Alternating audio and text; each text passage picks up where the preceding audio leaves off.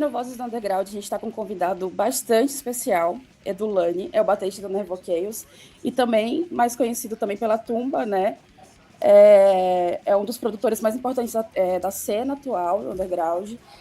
Mas hoje a gente não vai falar de Tumba, muito menos das produções que o Edu bem conhecido, que a galera conhece, né? Que é a Lia Setembro Negro, Márcio Maldito.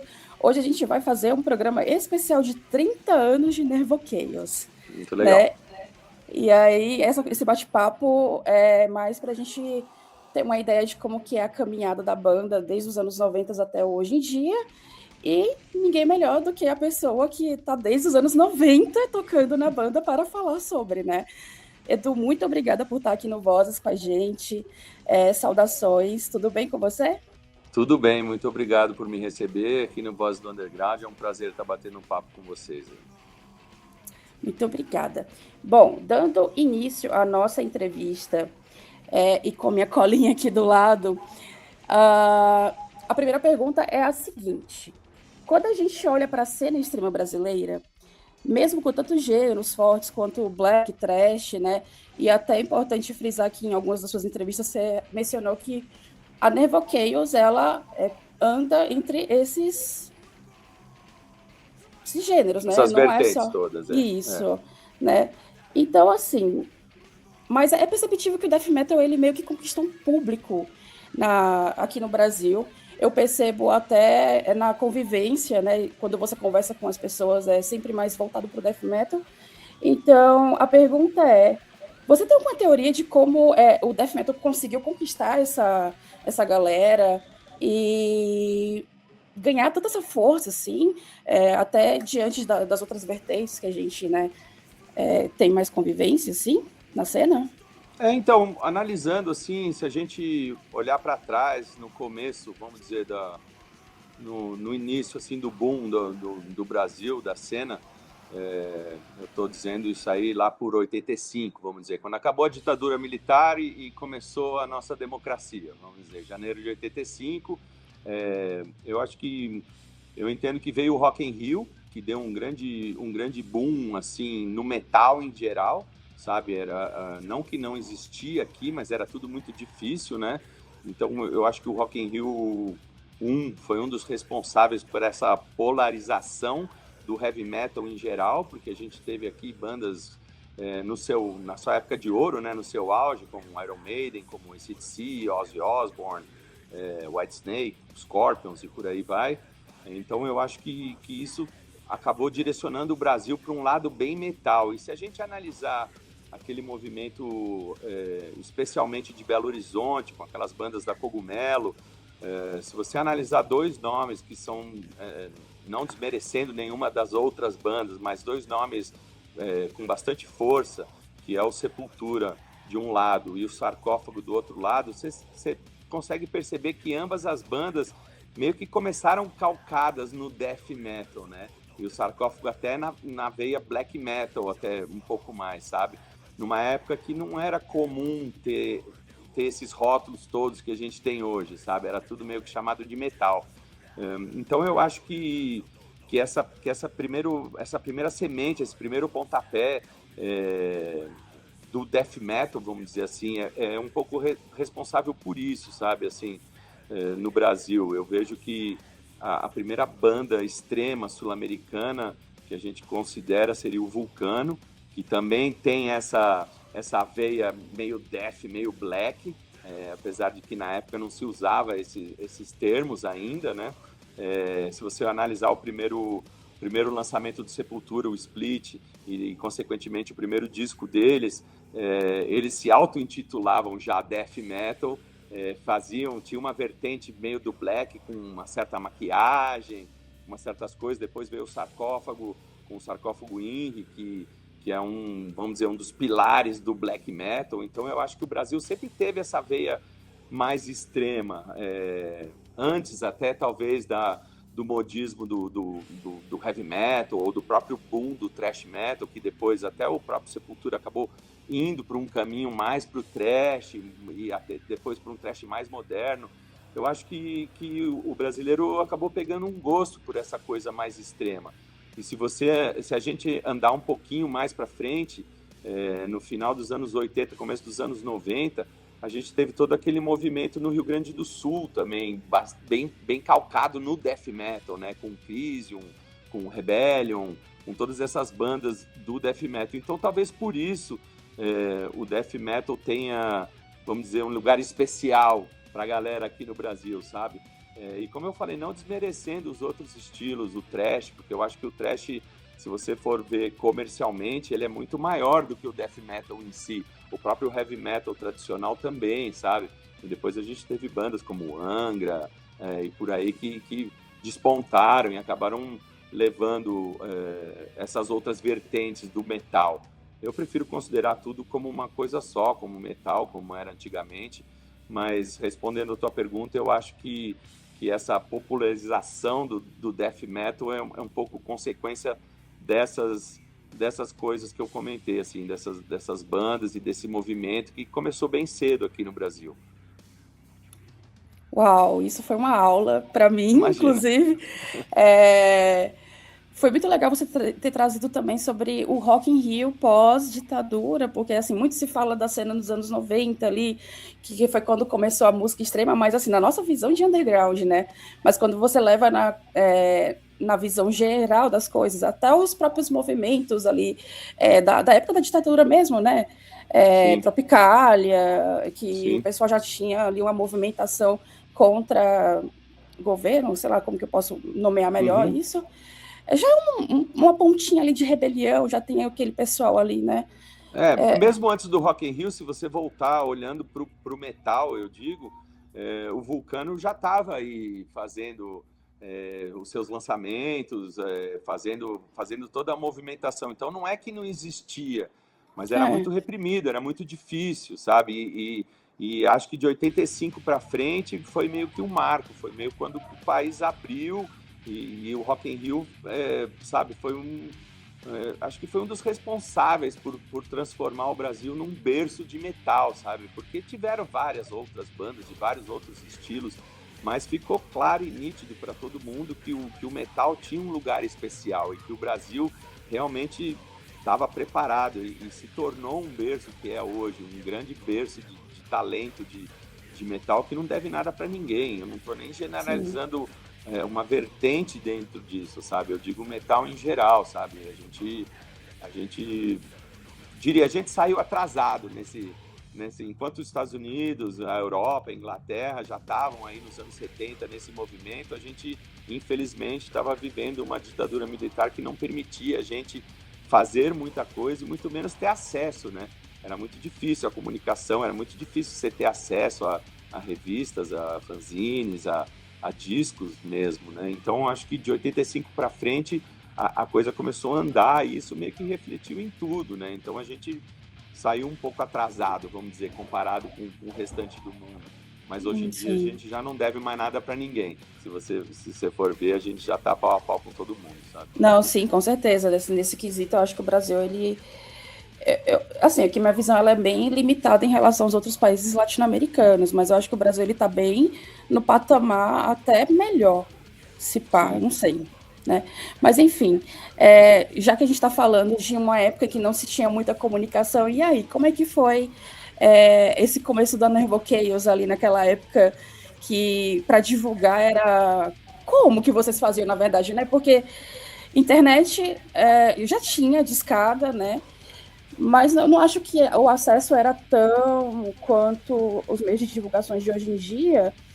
E aí, como que foi esse início de divulgação, de fazer essas conexões para Bom, vocês?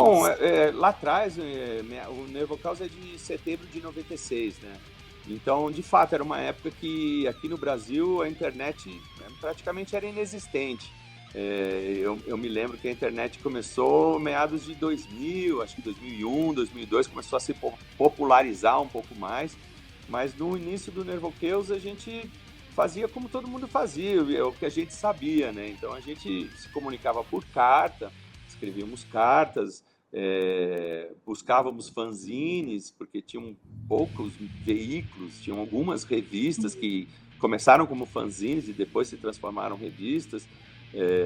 Então, através daí das cartas, a gente costumava receber dentro das cartas vários flyers de outras bandas ou de outros fanzines, e aí você ia pegando contato, ia lendo, ia vendo, ia escrevendo, e assim ia divulgando a sua banda, né?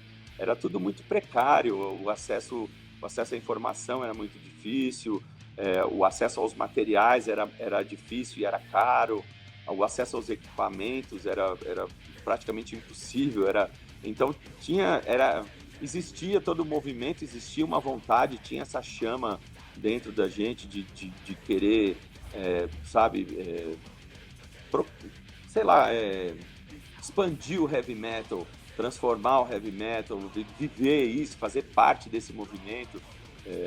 Então eu comecei lá atrás, passando por outras bandas na escola e tal, e quando a gente formou o Nervo Chaos em setembro de 96, a gente fazia o que a gente via outras bandas fazendo e o que a gente tinha acesso. A gente lutava com as ferramentas que a gente tinha, né?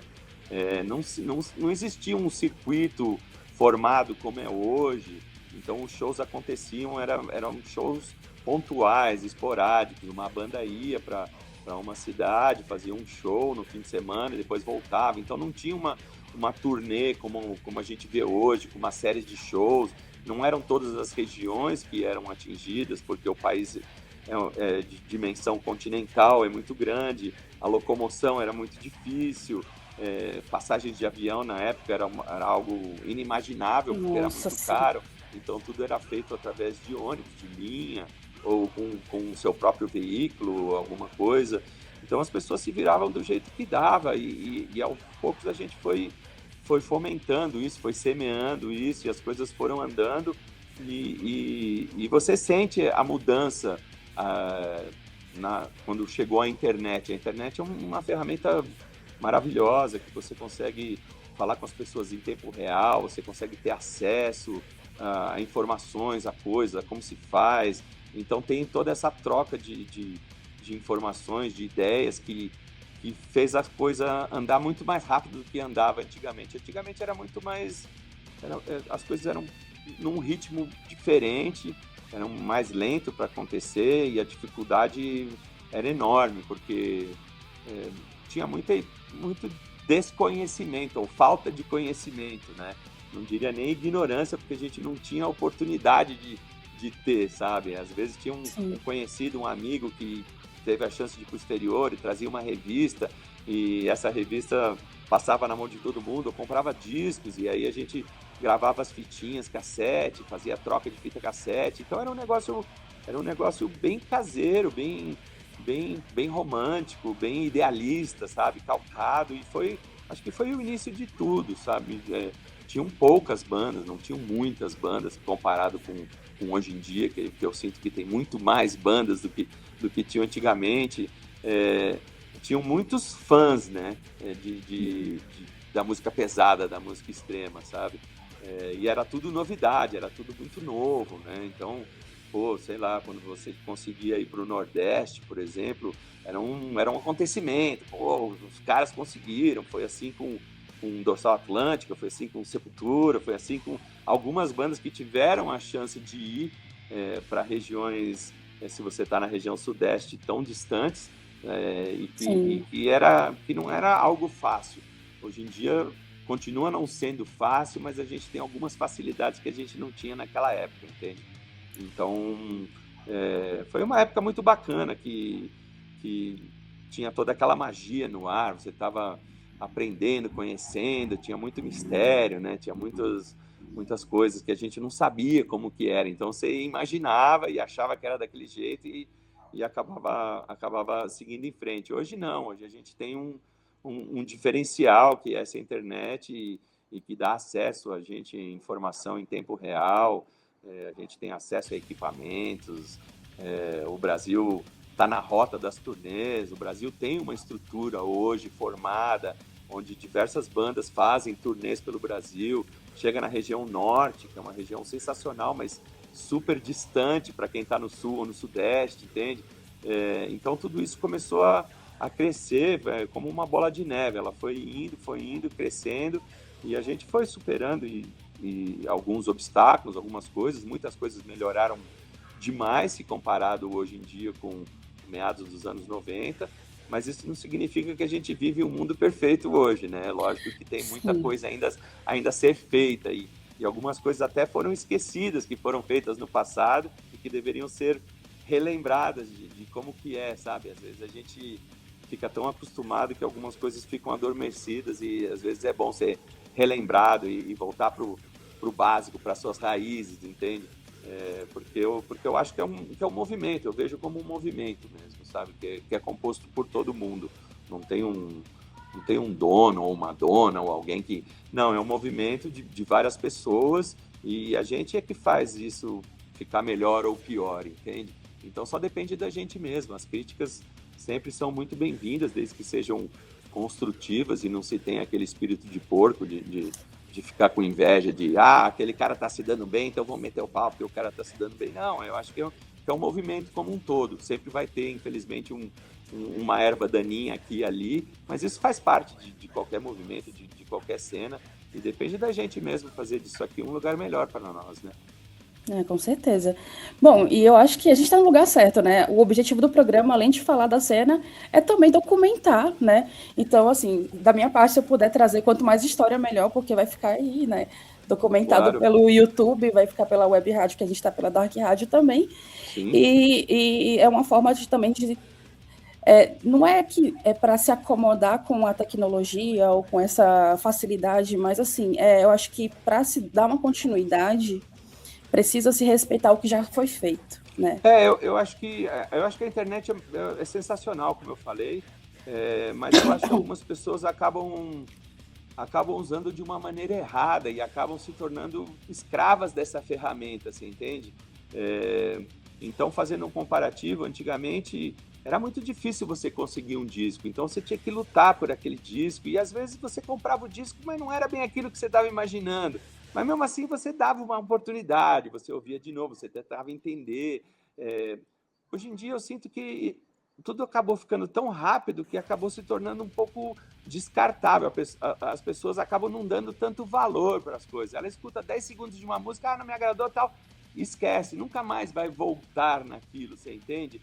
E Entendo, talvez porque não tenha lutado, não tenha realmente ido atrás para conseguir aquilo. Então, tudo que vem fácil, na minha opinião, vai embora fácil, entende? E às entendo. vezes, quando você.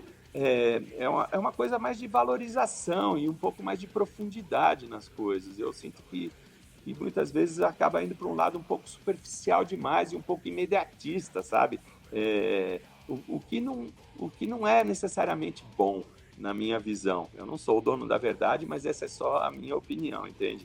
Sim. É, então eu acho que essa é a grande diferença. Quando você lutou, sei lá, para só ilustrar um exemplo, a primeira vez que eu ouvi Metallica, eu não gostei. É, eu consegui uma fita no colégio, naquelas trocas de fita e tal. E eu levei para casa a fita, louco para escutar, e escutei e não me agradou. E aí eu guardei aquela fita. Alguns meses depois, mexendo nas minhas coisas, eu achei a fita, botei a fita de novo, e aí eu entendi o que eu não tinha entendido alguns meses atrás, você entende? E talvez se Sim, fosse hoje na internet, eu escutaria alguns segundos e ia falar, isso eu não gostei e nunca mais voltaria nisso. Não daria uma sim. outra oportunidade, você entende? Então é nesse sentido que eu quero dizer que, por um lado é muito bom, mas por outro é muito ruim também, sabe? Se você não souber usar, você acaba se tornando escravo dela e aí ela que te manipula e não você que manipula ela. Nossa, agora você tocou no ponto. Até interessante isso que você trouxe agora, porque foi discussão foi um tópico de uma discussão que eu tive mais cedo num grupo de amigos, né? Que a gente acaba discutindo sobre essas coisas de mercado, cena. Mas assim, é uma discussão só para pessoas que gostam de pensar demais, e aí vão discutindo, né? E aí a gente estava discutindo justamente esse ponto. Tá, tem muita banda, eu acho que tá saturado, mas e aí, o que vocês fazem para se destacar? E a resposta foi muito clara. Eu não, assim, não é que depende do objetivo, mas eu acho na discussão, né, no caso, essa muita coisa acontecendo, o consumo mudou, as pessoas, o que você falou, né, 10 O segundinhos, tá? mercado todo mudou, sabe? Então, são algumas analogias que dá para fazer. Por exemplo, antigamente a gente não tinha o digital. Então, para uma banda gravar um disco, eles tinham que estar realmente preparados para gravar esse disco. Porque se eles não estivessem preparados, eles iam entrar no estúdio e não iam conseguir gravar. Você entende? Então, isso já meio que fazia uma seleção natural das coisas. As bandas que conseguiam gravar um disco, que conseguiam lançar um disco, elas saíam na frente por isso, porque houve uma dedicação, o cara estudou para conseguir tocar, o cara ensaiou, a banda está ensaiada, está pronta, ela entra em estúdio pronta. Hoje em dia, não. Hoje em dia, com toda facilidade, você grava um disco na sua casa. E não necessariamente você precisa tocar. Você toca um pedaço, copia e cola o resto e faz e acabou. Entendeu? Então, Verdade. tem um lado que a tecnologia trouxe, que é muito positivo, mas tem outro que acabou derrubando certas barreiras que eu acho que eram boas para a gente, sabe? Traziam benefícios, porque isso fazia uma seleção natural. Então, por que os discos antigamente eram tão bons? Todos os dias você ouvia. Pô, por causa disso, porque se o cara não Tinha que soubesse tocar, suar, ele ia entrar no né? estúdio, ia tomar um couro, não ia conseguir gravar e acabou. Não tinha edição, não tinha volta, copia e cola, não tinha essa. Ou você faz, ou você não faz, entendeu? Hoje em dia, não Pois é. necessariamente isso, saca? Então, eu acho que caiu um pouco a qualidade e trouxe oportunidade, o que é bom para todo mundo, mas não necessariamente é bom para o mercado e é bom para a qualidade, você entende? Porque Entendi. tem um monte de coisa que não existe, que é banda de estúdio, que o cara fez no computador, mas você não vê o cara tocando ao vivo, e quando toca ao vivo não é aquilo que você ouvia no disco, e aí você fala, ué, mas cadê aquela passagem, aquela coisa maravilhosa que tinha lá? Só tem no disco. Então você não tocou, né? Então foi o computador que tocou, entende?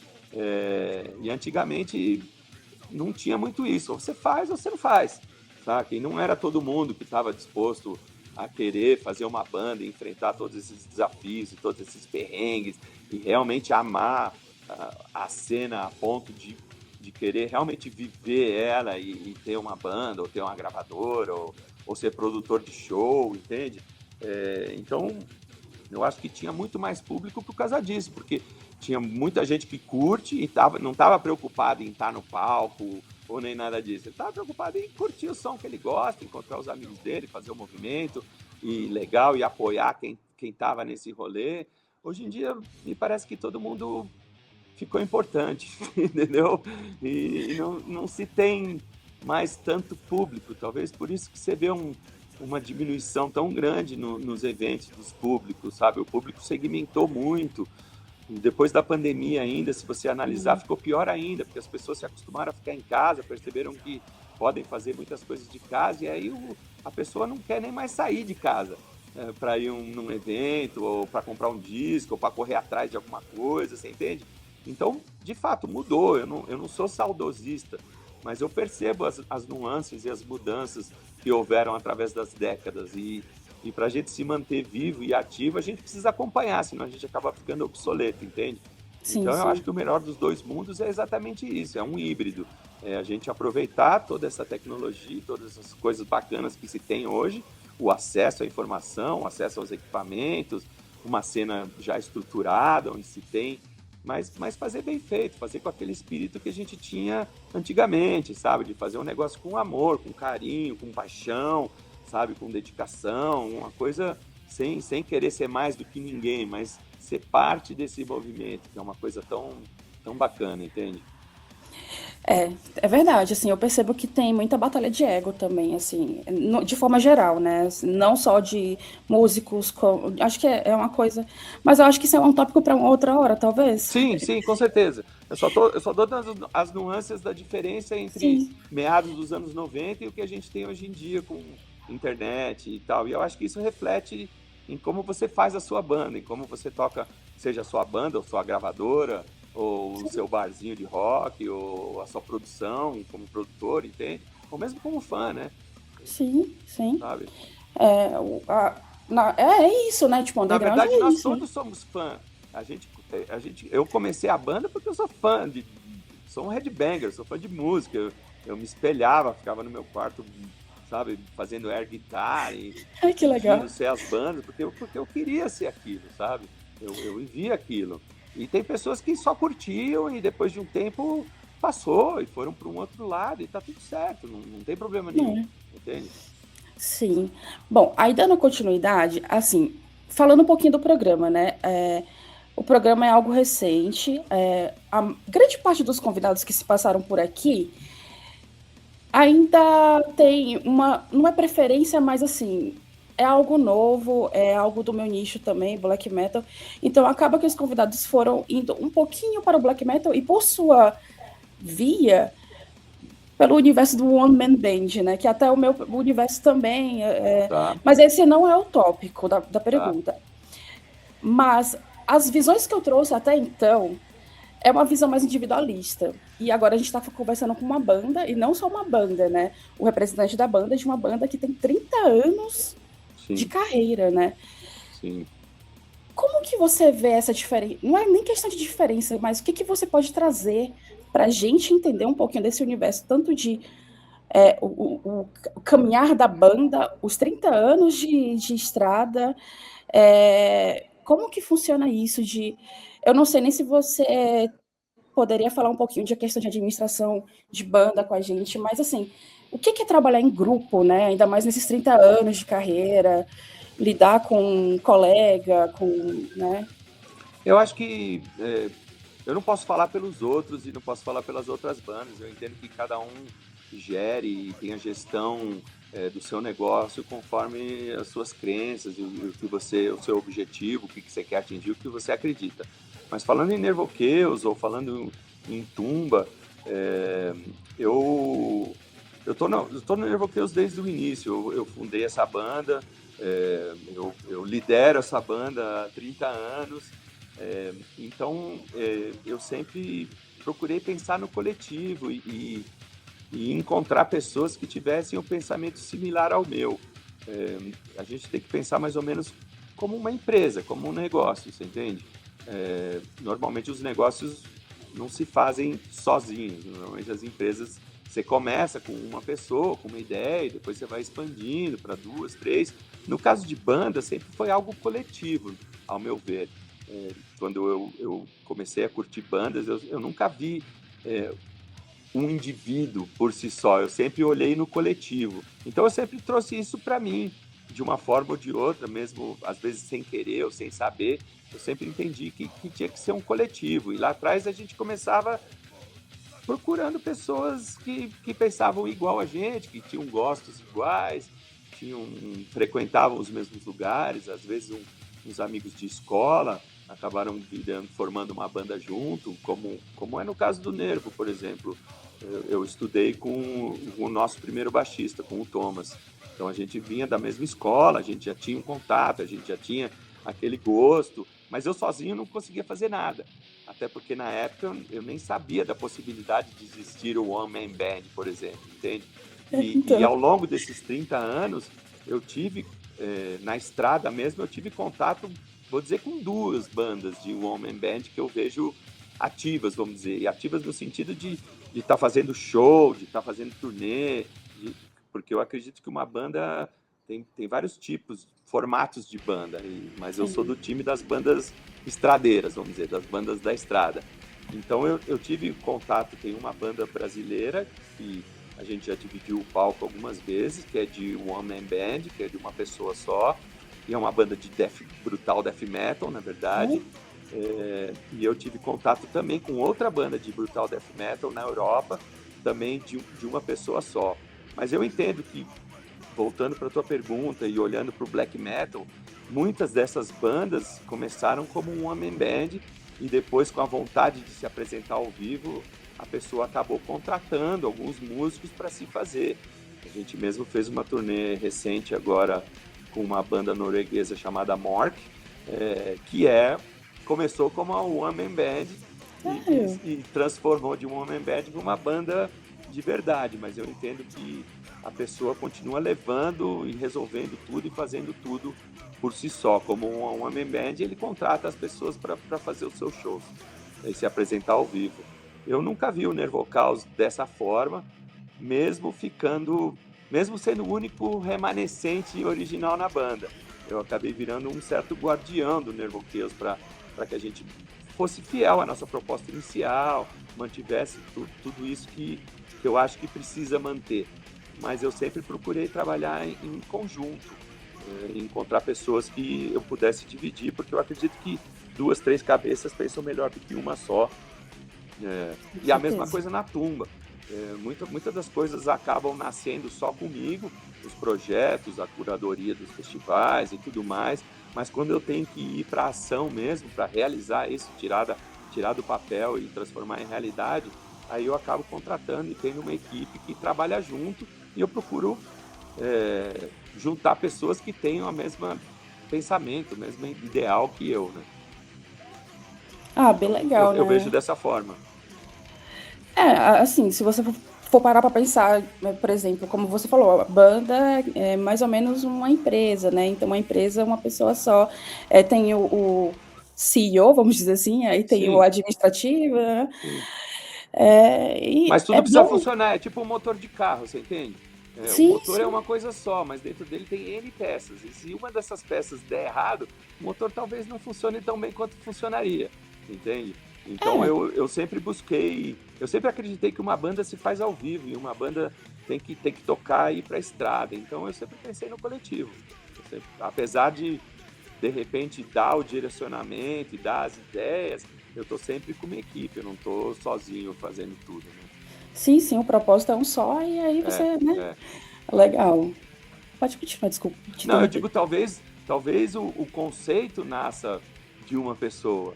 Então, as ideias nasçam da minha pessoa, eu escrevo as letras, eu tenho algumas ideias de música, mas aí quando a gente se junta como banda, eu quero ouvir as opiniões dos outros, eu quero ouvir as ideias dos outros, e aí às vezes a gente faz um mix disso, uma vitamina disso, que acaba tornando o que a gente é.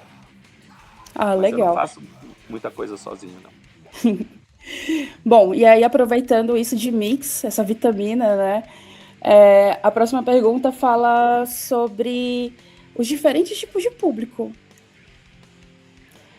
Como a gente falou lá no início, a Nevoqueus, ela, né, dá essa passagem aí. Não é só death metal, mas porque Sim, você é, acaba gostando de outros gêneros, né? Se você quiser claro, explicar também claro. como que é a Na pegada da verdade, Nevoqueus. o Nevoqueu sempre lutou muito para não se prender a nenhum rótulo pré-estipulado.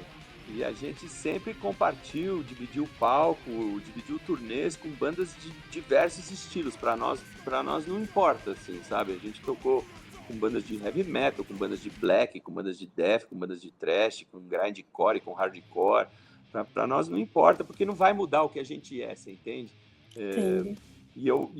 eu acho que essa segmentação toda é, é muito anos 80, diria até talvez começo dos 90, que era bem segmentado mesmo. Eu acho que hoje em dia, com internet e tudo mais, meio que houve uma globalização. E claro que existem características um pouco distintas entre uma cena e outra, mas isso não desmerece ou não engrandece ninguém. É só uma questão de ser um pouco diferente, entende?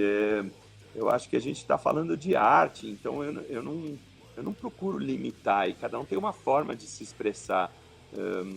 Então, se você vai num show exclusivo só de bandas de black metal, você vai ver um certo comportamento de público, uma certa postura visual, estética e de comportamento que é bem característico daquela cena.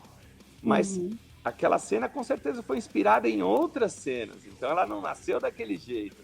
Então, às vezes, Ela as pega. taxas que se usam no black metal, a pintura de rosto que se usa, toda essa estética, ela não nasceu no black metal. Talvez ela foi evoluída do hard rock, do próprio heavy metal. E Do punk, será? o hard rock que eu digo não é o glam. Eu acho que tem Uhum. muita mistura nisso. O hard rock, o que eu falo é o pré-heavy metal, é o antes do heavy metal. É o famoso rock pauleira. Então começou com o rock pauleira, do rock pauleira passou pro heavy metal. E o glam, que seria o que a galera erroneamente às vezes chama de hard rock, que é aquela cena mais do glitter, dos cabelos, da coisa Uhum. que a gente chama de mais poser, ela nasceu mais em Los Angeles, né? Que era exatamente o que significa o glam, né? que é Gay Los Angeles Music. Essa é Gente, o eu não significado sabia. do glam. Não é desmerecendo ninguém, mas é um Não, fato, não. entende? Sim, sim, sim. Então, as bandas de heavy metal já usavam suas taxas, alguns cantores já pintavam a cara. Você fala de Kiss, você fala de Alice Então, Cooper, essa galera já pintava. E mesmo no Brasil, você fala de Secos e Molhados, os nem caras Mato já Grosso, pintavam a cara. sim. Então isso não é uma exclusividade do black metal, entende? O black metal se inspirou em alguma coisa. Então, se você vai num show específico de death metal, você vai ver uma estética, um formato, um jeito de agitar que é diferente do black. Mas um não é melhor do que o outro, você entende?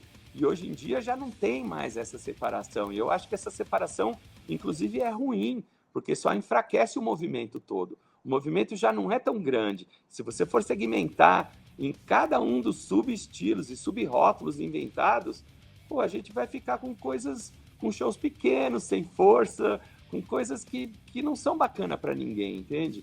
Então eu acho Sim. que isso é uma coisa muito de época, um pouco datada. Você falando de black metal, a primeira coisa que me vem na cabeça é o começo dos anos 90, o movimento da Noruega, de queimar a igreja, de assassinatos, isso e aquilo, mas não acho que isso represente o black metal, entende? Se Sim. você for ver bem, o black metal nasceu antes, com Sarcófago, com Venom, com Celtic Frost, entendeu? E esses caras, o próprio Slayer, no primeiro disco, pintava a cara, o Sepultura pintava a cara no primeiro disco. Então não é uma exclusividade do black metal, na minha opinião, entende?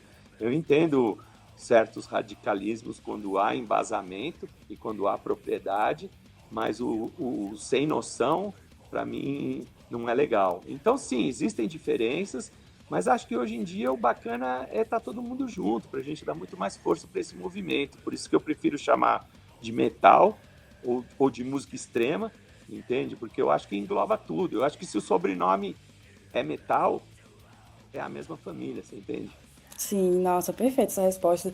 E é até interessante trazer essa tua resposta, Edu, porque, por exemplo, a gente está falando do Naval Chaos e tal, mas você também organiza os eventos que a gente sabe, né? E talvez, e assim, a pessoa que vai para o evento vai ter diversas bandas de diversos metais, vamos dizer assim, e Sim. todo mundo vai estar curtindo do mesmo jeito, porque a gente não é uma coisa engessada também, né? Exato, e eu acho Como que é até uma público. oportunidade, sabe? Às vezes a pessoa não teve nunca a oportunidade de assistir uma banda de black metal ou de death metal, e ela tá indo no show porque vai ter uma banda de heavy metal, sei lá, ou de thrash que ela gosta, mas às vezes ela tem a oportunidade de assistir e até se identificar, e até gostar, e até começar a conhecer, sabe? E vice-versa.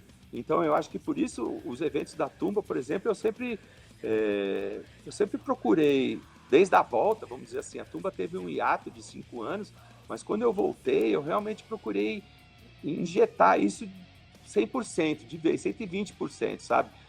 No começo, eu comecei com a Tumba um pouco mais focada no extremo, até porque não tinha ninguém fazendo isso, então eu sentia que tinha essa necessidade, mas depois de um tempo eu percebi que o caminho não era segmentar e limitar, e sim ao contrário, expandir e abrir, entende? E trazer todo mundo é bem-vindo. Eu acho que o metal é isso, receber todo mundo que não é aceito, seja na escola, seja em outras cenas, em outras coisas. O metal é esse lugar, é o lugar pra Sim. gente, que é considerado bizarro, pária, a escória da sociedade. Então a gente se identificou, a gente achou um lugar onde a gente pode ser o que a gente quiser ser e não precisa se prender a dogmas e regras e motivos. Essa é a rebeldia. Isso é o satanismo para mim. Essa é a Sim, nossa. liberdade. E não cagar um monte de regra. Nossa, sim, você falou isso. Vamos encerrar a entrevista aqui agora. Não, brincadeira. Mas é isso, gente. É isso, né? E aí, aproveitando esta deixa, né? Já voltando um pouquinho mais pro Nervo Chaos aqui, que parece. Assim, você já falou, além de parecer, você já falou, foi tudo muito orgânico ali, né? Aquela vontade de tocar, não tinha as facilidades que tem hoje em dia, né? E vocês também, essa consistência, vocês acabaram começando ali com turnês de nacional, depois foi para o internacional. E seja em relação ao som da banda, a organização interna para garantir, Como que você lida entre agradar o público, agradar o que a banda tá curtindo fazer? Como que é isso, assim? Na verdade, assim, mais uma vez, falando pelo Nervoqueus, eu não posso falar pelas outras pessoas, mas no Nervoqueus, a principal preocupação nossa é agradar a gente mesmo, e não agradar uma parcela X ou Y ou Z. Eu acho que agradar as pessoas é ótimo, é muito bacana, mas quando a gente está escrevendo música, a gente não está pensando nessas pessoas, a gente está pensando no que a gente acredita, no que a gente gosta, no que a gente quer, sabe? Sim, Então sim. eu sempre entendi que uma banda se faz ao vivo e uma banda tem que tocar. Então, de fato, o Nervocal sempre foi orgânico. A gente sempre deu a cara para bater, sempre entendeu que tinha que fazer show, tinha que tocar em tudo que é lugar, tinha que tocar em tudo que é banda, tudo que é vertente, não importava.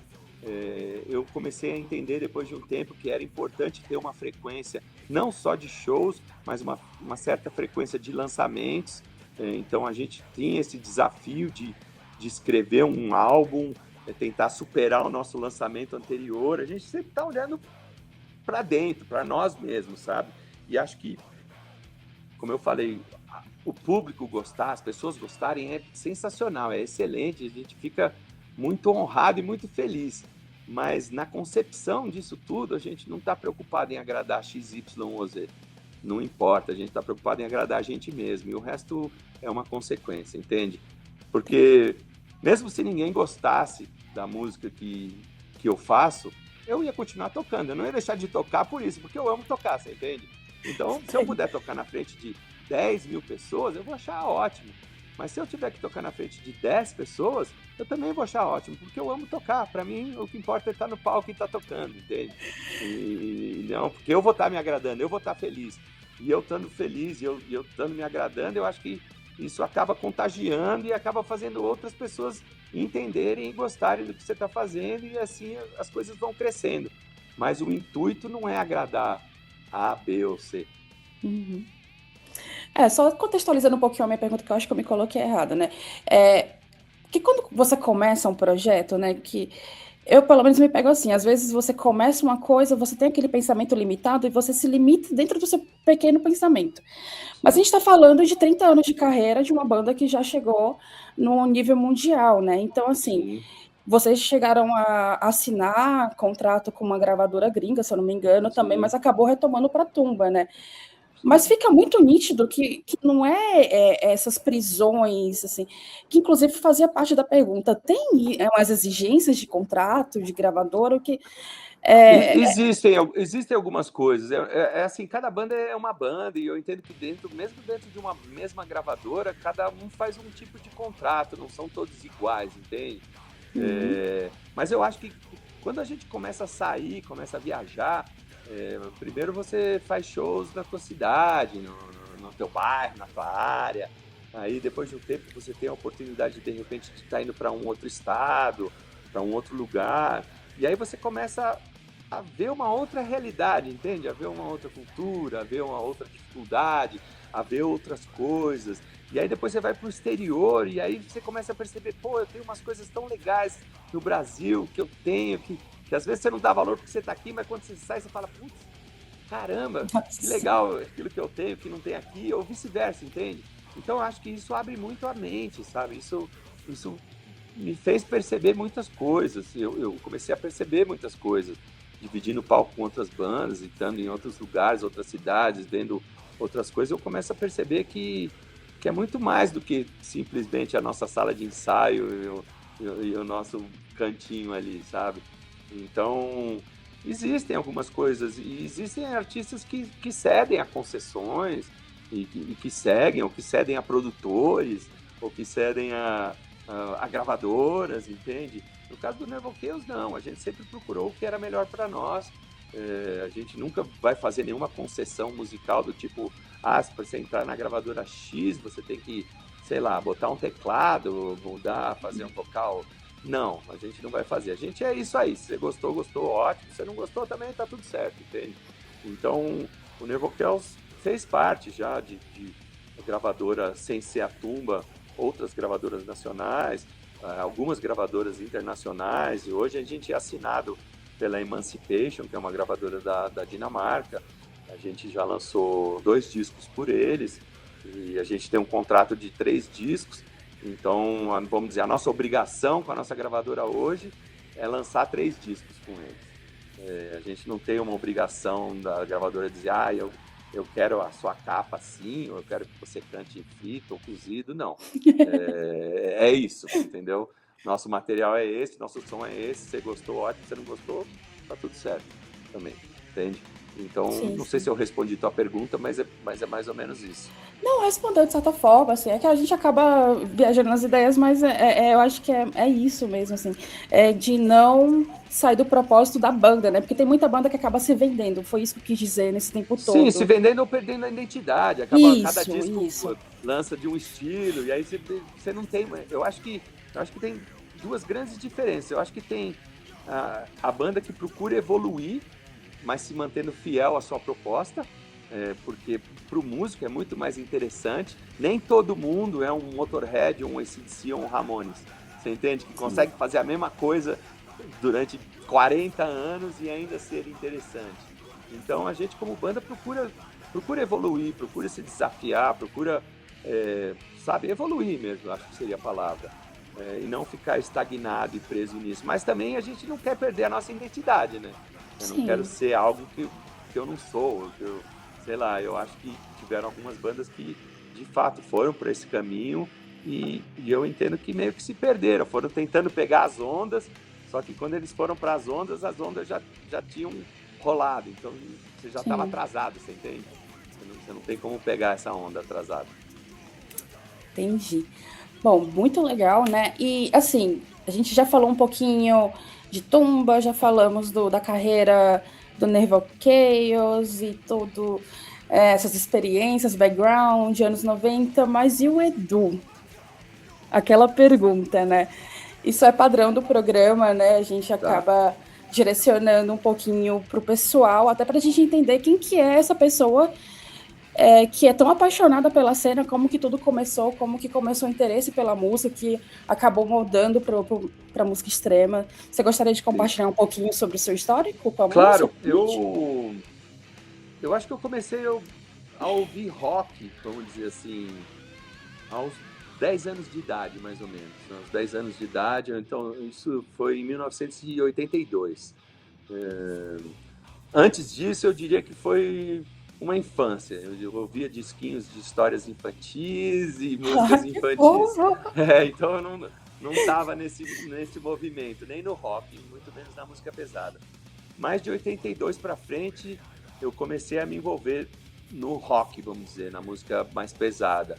E por alguma razão a vida me colocou no caminho de alguns músicos, de algumas bandas. Então eu tive a oportunidade de acompanhar o trabalho de algumas bandas, mesmo bandas de rock nacional, como, sei lá, Capital Inicial, por exemplo. Um pouco depois eu acabei conhecendo o pessoal do Sepultura, me envolvendo com o pessoal do Sepultura e, consequentemente, conhecendo o Ratos de Porão, e assim foi indo. Em paralelo, quando eu tinha acho que uns 12 anos de idade, mais ou menos, o meu tio me deu uma caixa cheia de discos de vinil. E nessa caixa de discos de vinil tinham bandas como Queen, Black Sabbath, Purple, Led Zeppelin, Grand Funk Railroad, Focus, Yes, Pink Floyd, e por aí vai. E aí eu tive o meu primeiro contato de verdade, vamos dizer assim, com a música mais pesada, né?